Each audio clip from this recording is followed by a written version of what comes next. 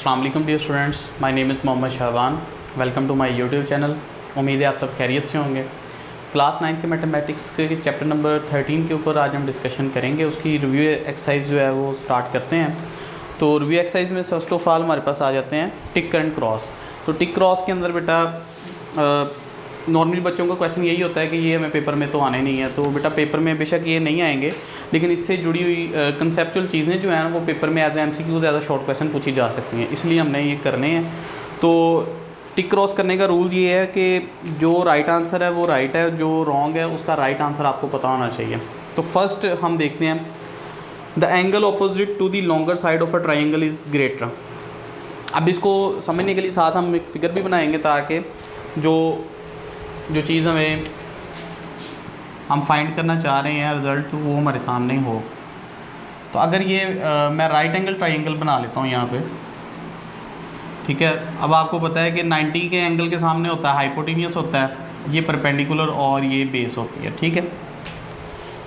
अब उसने पूछा कि the angle opposite to the longer side is greater, कि यहाँ पर 3 एंगल हैं, एक ये एंगल बन रहा है, एक ये एंगल बन रहा है और एक ये एंगल बन रहा है। इसको हम ABC नाम भी दे सकते हैं, ठीक है।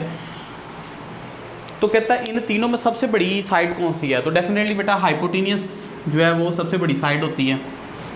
इन तीनों की निस्बत हाइपोटेनियस क्या होती है? ग्रेटर होती है। तो इसके ऑपोजिट जो साइड पे जो एंगल है, फॉर यहाँ पे एंगल क्या है? 90 है। तो कहता है कि ग्रेटर साइड के ऑपोजिट जो एंगल है वो ग्रेटर होना चाहिए।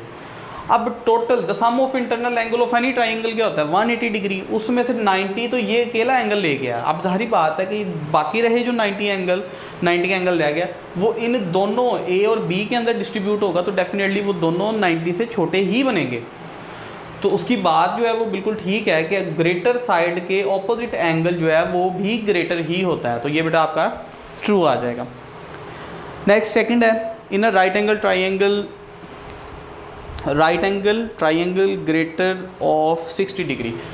कहता है राइट एंगल ट्राइंगल के अंदर जो ग्रेटर एंगल है वो 60 डिग्री का होता है। तो ये बात गलत है। राइट एंगल ट्राइंगल होती ही वो है जिसमें एक एंगल जो है वो क्या होना चाहिए? 90 डिग्री होना चाहिए।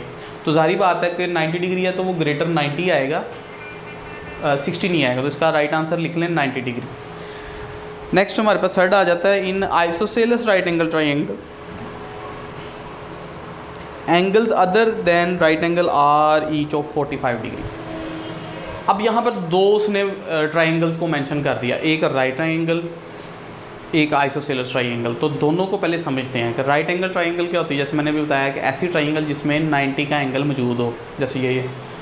उसके बाद आइसोसेलेस ट्राइंगल क्या होती है? आइसोसेलेस ट्राइंगल वो ट्राइंगल होती है जिसमें दो साइड्स इक्वल हों। अब हम फ़र्ज़ करते हैं कि मेरे पास ये जो साइड है BC साइड इक्वल है AC साइड की, ठीक है। अब आइसोसेलेस की प्रॉपर्टी ज़रा समझनी है आपने। जो दो साइडें इक्वल हैं उनके ऑपोजिट एंगल्स भी हमेशा इक्वल होते हैं। आइसोसेलेस ट्राइंगल के, जैसे मिसाल के तौर पर मैं यहाँ पे लेता हूँ, कोई और ट्राइंगल ट्राई कर लेते हैं। चलें, ये A है, ये B है और ये C है। मैं कहता हूँ ये दोनों साइडें इक्वल हैं, ठीक है। अब प्रॉपर्टी क्या है? प्रॉपर्टी ये है कि इस एंगल के अलावा ये एक एंगल बन रहा है और ये एक एंगल बन रहा है। तो एंगल B और एंगल C जो है वो क्या होंगे? इक्वल होंगे। अब मुझे नहीं पता कि एंगल B कितना है, एंगल C कितना है। मुझे बस इतना पता है कि जो दो साइड्स इक्वल हैं उनके ऑपोजिट जो एंगल्स बन रहे हैं वो भी इक्वल ही होंगे। यही काम अगर हम राइट एंगल ट्राइंगल पे ये प्रॉपर्टी अप्लाई करें कि ये वाली साइड इस साइड के इक्वल है, डेफिनेटली जो एंगल A है वो भी इक्वल होगा एंगल B के। अब बेटा टोटल इंटरनल एंगल्स का सम कितना होता है? 180 डिग्री। उसमें से 90 ये ले गया, बाकी रह गया 90। अगर 90 को आप डिवाइडेड बाई 2 करते हो तो रह जाएगा 45 डिग्री। तो इसका मतलब है कि इसका भी 45 डिग्री आ जाएगा और ये भी 45 डिग्री आ जाएगा। तो उसकी जो गिवन स्टेटमेंट है कि in right angle triangle isosceles right angle triangle the angles of each of 45 degree के राइट एंगल के अलावा जो एंगल बनेंगे वो 45 डिग्री बनेंगे। तो ये बात उसकी ठीक है। नेक्स्ट आ जाता है point number 4, a triangle having 2 congruent sides are called equilateral triangle. अब ये बेटा डेफिनेशन जो हमने प्रीवियस लेक्चर्स के अंदर डिस्कस की थी अब वही हैं जो है ना MCQs बन के आपके सामने आएंगी। तो जिसकी दो साइड्स इक्वल ना हो तो वो अभी मैंने बताया आपको क्या होती है, आइसोसेलेस होती है। तो ये इसने बोला इक्विलेटरल, तो ये फाल्स हो जाएगा। तो इक्विलेटरल ट्राइंगल क्या होती है वो भी आपको पता होनी चाहिए कि ऐसी ट्राइंगल जिसकी तीनों साइडें बराबर हों, ठीक है, तो वो इक्विलेटरल होती है। नेक्स्ट हमारे पास आ जाती है जी point number 5, a perpendicular from a point to a line shortest distance. कि मेरे पास अगर ये कोई लाइन है, इसके बाहर कोई पॉइंट है, अब इस पॉइंट P ने इस लाइन तक पहुंचना है, ठीक है। अब ये कैसे पहुंचेगा, मे बी ये घूम के इधर पहुंच जाए या थोड़ा सा डिस्टेंस तय करके यहाँ पे पहुंच जाए। अगर मैं शॉर्टेस्ट डिस्टेंस लेना चाहता हूँ तो मुझे क्या करना पड़ेगा, परपेंडिकुलरली डिस्टेंस तय करना पड़ेगा। तो इसका शॉर्टेस्ट डिस्टेंस तब बनेगा जब ये परपेंडिकुलरली डिस्टेंस ट्रैवल करेगा और साथ में सारी बात है परपेंडिकुलर है तो 90 का एंगल बनेगा। तो जो उसकी गिवन स्टेटमेंट है, a perpendicular from a point to a line is the shortest distance, तो उसका सबसे छोटा डिस्टेंस जो है वो परपेंडिकुलर डिस्टेंस ही होगा। तो ये आपके पास ट्रू आ जाएगा। नेक्स्ट उसी को उसने थोड़ा सा मॉडिफाई किया है, perpendicular to the line form an angle, कि अगर ये परपेंडिकुलर है तो वो एंगल 90 का बनाएगा, जी बिल्कुल 90 डिग्री का बनेगा। A point outside the line collinear with it, कि अगर ये एक लाइन है और इसके बाहर ही पॉइंट लगा हुआ है तो क्या ये कोलिनियर होगा। तो इसके लिए कोलिनियर पॉइंट्स की डेफिनेशन आपके सामने होनी चाहिए, 2 और more than 2 points which lies on the same straight line, कि 2 या 2 से पॉइंट्स से ज़्यादा पॉइंट्स अगर वो एक सेम स्ट्रेट लाइन के ऊपर लाई करें, मौजूद हों, तो उसको हम कोलिनियर कहते हैं। जैसे PQR जो है वो, या इसको S कह लें, SQR जो पॉइंट्स हैं ये कोलिनियर है, लेकिन जो बाहर वाला जो P अगर इसको साथ देखें तो ये नॉन कोलिनियर पॉइंट्स है। तो इसका मतलब ये हमारे पास फॉल्स आ जाएगा। नेक्स्ट आ जाता है sum of 2 sides of a triangle greater than the third. ये इंपॉर्टेंट आपके पास बेटा स्टेटमेंट है, इसको ज़रा समझना है आपने। नेक्स्ट हमारे पास क्वेश्चंस भी इससे रिलेटेड आएंगे कि अगर कोई ट्राइंगल हमने देखना है कि वो ट्राइंगल 3 साइड्स हैं, वो ट्राइंगल बना रही हैं या नहीं बना रही, तो उसका रूल ये है कि कोई 2 साइड्स का सम ग्रेटर होना चाहिए थर्ड साइड के, ठीक है। तो यहाँ पर वो जो स्टेटमेंट दे रहा है, sum of 2 sides of a triangle greater than third side, ये ट्रू आएगा। और इसी का अगर हम उलट करें, रेसिप्रोकल करें, the sum of 2 sides greater than third side, तो इसका सम का उलट क्या होगा, डिफरेंस आ जाएगा, माइनस करना है। The difference of 2 sides should be less than third side, ठीक है। तो ये भी हमारे पास एक रिजल्ट आ जाता है। तो नेक्स्ट है the distance between a line and a point on it is 0। कहता है कि अगर मेरे पास कोई पॉइंट लाइन है और उसी के ऊपर पॉइंट है, तो उन दोनों के दरम्यान डिस्टेंस क्या होगा, या 0 होगा। तो बेटा बिल्कुल ये 0 होगा।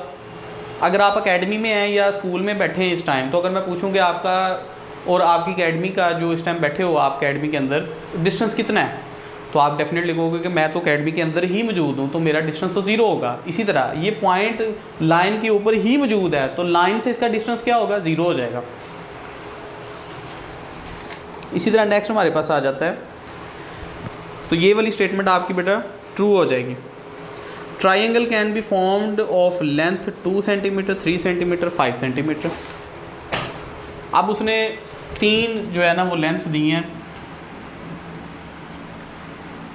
तो मैंने आपसे अभी कहा कि 3 लेंथ्स को अगर चेक करना है कि वो ट्राइंगल बना रही हैं या नहीं बना रही, तो उसका रूल ये है कि 2 ट्राइंगल 2 साइड्स का सम ग्रेटर होना चाहिए थर्ड साइड के। तो ये तो थर्ड साइड के इक्वल ही आ गया, तो इसका मतलब है कि ये ट्राइंगल नहीं बना सकती। तो ये आपका पास जो स्टेटमेंट है ये फॉल्स आ जाएगी, ठीक है। नेक्स्ट आ जाता है हमारे पास question number 2, what will be the angle of the shortest distance. ये हमने अभी किया है ट्रू फॉल्स के अंदर भी, उसको रिपीट मैं करता हूँ ताकि आपका ज़रा कंसेप्ट क्लियर हो जाए कि एक लाइन है और उसके ऊपर उसके बाहर कोई पॉइंट है, तो जो शॉर्टेस्ट डिस्टेंस इसका होगा उसके साथ एंगल जो बनेगा वो बनेगा बेटा 90 डिग्री का, ठीक है। यही MCQs को उसने जो ट्रू फॉल्स है देखो उसने शॉर्ट क्वेश्चन के तौर पे बना के हमें दे दिया कि shortest distance between a point to a line, तो एंगल क्या बनेगा हमारे पास 90 डिग्री। इसी तरह नेक्स्ट आ जाता है हमारे पास क्वेश्चन नंबर 3। तो क्वेश्चन नंबर 3 में उसने 3 जो है वो हमें वैल्यूज़ दी हैं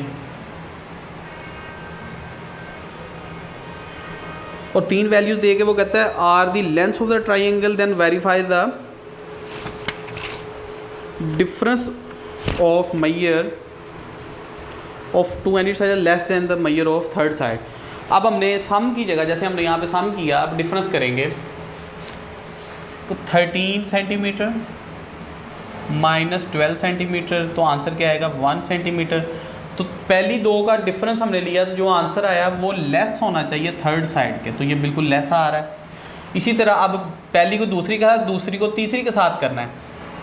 13 centimetre minus 5 centimetre which is equal to 8 centimetre, और ये दोनों साइड्स का जो डिफरेंस है वो भी लेस आ रहा है। थर्ड साइड हमारे पास है 12 सेंटीमीटर के। नेक्स्ट हम दूसरी और तीसरी को कर लेते हैं। 12 centimetre minus 5 centimetre which is equal to 7 centimetre, और ये भी लेस आ गया हमारे पास थर्ड साइड जो है 13 सेंटीमीटर के। तो ये बेटा थर्ड साइड्स जो हैं वो आ रही हैं हमारे पास, ठीक है। तो ये तीनों की तीनों लेस होनी चाहिए थर्ड साइड से। अगर एक भी प्रॉपर्टी अप्लाई नहीं हो रही तो हम कहेंगे कि ये ट्राइंगल नहीं बन रही, ठीक है। तो ये एक ट्राइंगल अब बना रही है। इसी तरह क्वेश्चन नंबर 4 के अंदर उसने 3 वैल्यूज़ दी हैं और वो है हमारे पास 10 सेंटीमीटर, 6 सेंटीमीटर एंड 8 सेंटीमीटर।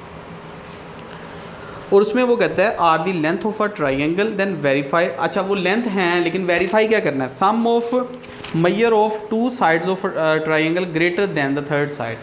अब बेटा पहले डिफरेंस था, माइनस था और लेस था, अब उसका उलट चलेंगे, प्लस करके ग्रेटर की साइड पे मूव करेंगे।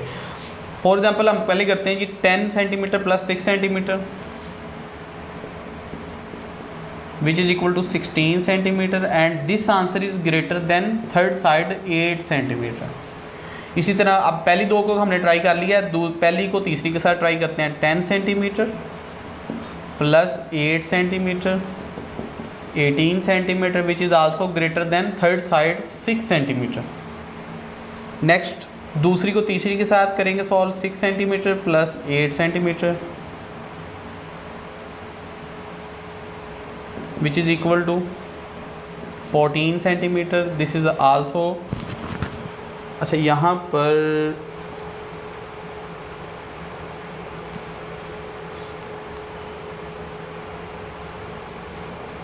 जी ये भी बेटा ग्रेटर देन आ गया थर्ड साइड 10 सेंटीमीटर के।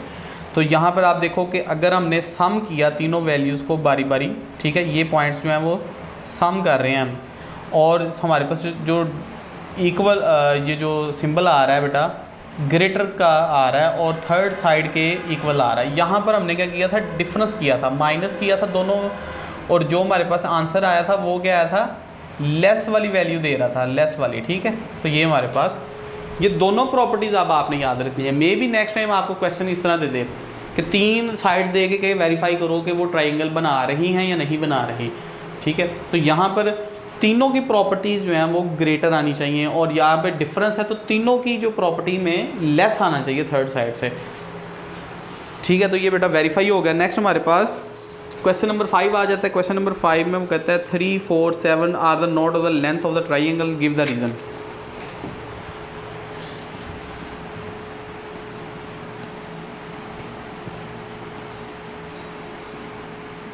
तो क्वेश्चन नंबर हमारे पास है 5।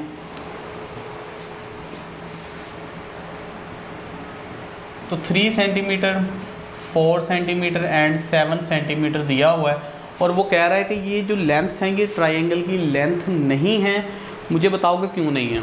तो हम वही अगर ट्राई करें, फर्स्ट जो है 3 centimetre plus 4 centimetre equal to 7 centimetre which is equal to third side 7 centimetre. अब दूसरी को पहली को तीसरी के साथ अगर करो, plus 7 centimetre which is equal to 10 centimetre and this is greater than the third size 4 centimetre. अगर आप सेकंड और थर्ड को करो तो 4 centimetre plus 7 centimetre which is equal to 11 centimetre and also greater than the third side 3 centimetre. अब इन 3 points के अंदर point number 1, point number 2 and point number 3 में बेटा पॉइंट नंबर 2 भी सेटिस्फाई कर रहा है कि सम जो है वो ग्रेटर है थर्ड साइड के, ठीक है, और यहाँ पर भी सम जो है वो ग्रेटर है थर्ड साइड के। लेकिन पॉइंट नंबर 1 सेटिस्फाई नहीं कर रहा कि पहली दो का जो सम आया वो इक्वल है थर्ड साइड के। इस वजह से जो पॉइंट नंबर 1 की वजह से ये 3 साइड जो हैं वो ट्राइंगल नहीं बना रही। तो आप लिखोगे point number 1 is not possible so that the 3 sides are not form a triangle. Next आ जाता है हमारे पास क्वेश्चन नंबर 6।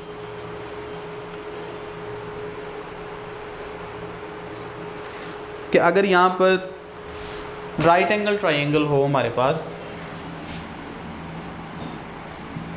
राइट ट्राइंगल में डेफिनेटली एक एंगल 90 डिग्री का आप बनाओगे, ये 90 डिग्री हो गया, और उसने बोला कि आपके पास 2 साइड्स हैं और दोनों साइड्स, एक साइड 3 सेंटीमीटर की है और दूसरी जो है वो 4 सेंटीमीटर की है, और थर्ड साइड हमने फाइंड करनी है। तो बेटा 90 डिग्री के सामने क्या होता है, हाइपोटेनियस होता है, ये हमारे पास परपेंडिकुलर और ये मेरे पास बेस है। तो पाइथागोरस थ्योरम हम अप्लाई करते हैं, hypotenuse square is equal to perpendicular square plus base square. तो परपेंडिकुलर हमारे पास जो है वो आ जाता है 4 प्लस 3 का स्क्वायर आ जाएगा 16 प्लस 9, तो h हमारे पास आ जाएगा 25 का स्क्वायर रूट। स्क्वायर ख़त्म करने के लिए बोथ साइड स्क्वायर रूट ले लिया, तो h is equal to 5 centimetre हमारे पास इसका जो है वो आंसर आ जाएगा। अब इन क्वेश्चंस में बेटा जो आपने ख़ास तौर पे बात जो है वो ध्यान में रखनी है वो ये है कि जो भी लेंथ्स अगर मीटर में दी जा रही हैं तो आपने मीटर में आंसर्स देने हैं, अगर सेंटीमीटर यूज़ हो रहा है तो आपने सेंटीमीटर के अंदर ही इसके जो है वो आंसर्स देने हैं। सो डियर स्टूडेंट्स, ये था हमारा लेक्चर चैप्टर नंबर 13 की रिव्यू एक्सरसाइज के हवाले से। उम्मीद है आपको इसकी समझ आई होगी। फिर भी किसी किस्म का क्वेश्चन या प्रॉब्लम हो तो आप कमेंट सेक्शन में ज़रूर पूछ सकते हो। तो मिलते हैं नेक्स्ट लेक्चर में। अल्लाह हाफ़िज़।